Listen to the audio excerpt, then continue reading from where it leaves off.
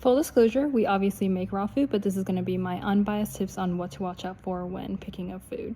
So why are we sharing this? Well, since we make food, we know a lot about trade-offs that companies make when they come to their recipes, and it just frustrates us that most people are unaware. So at the end of the day, we just want you guys to be educated consumers. Okay, so the first thing most people should consider is price. We all know raw food is expensive, and this is probably going to be the biggest factor in what you choose.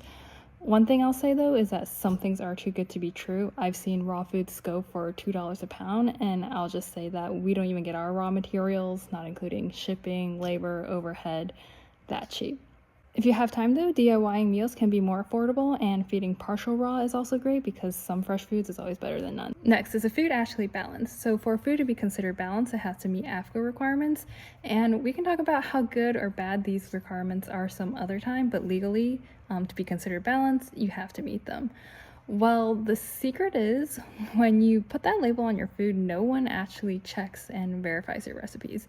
It's literally the honor system. And we've seen a lot of foods that call themselves balanced, but we have our doubts. If the food is just meat, bones, and organs, it's definitely not there. It's totally fine if you don't want or need a balanced food, but you should know.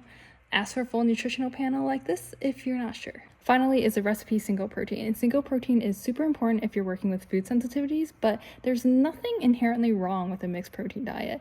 But what we commonly see is that companies will say it's a duck recipe, but then have something like chicken in there because it lowers their costs, and they can charge more because people think they're paying for duck.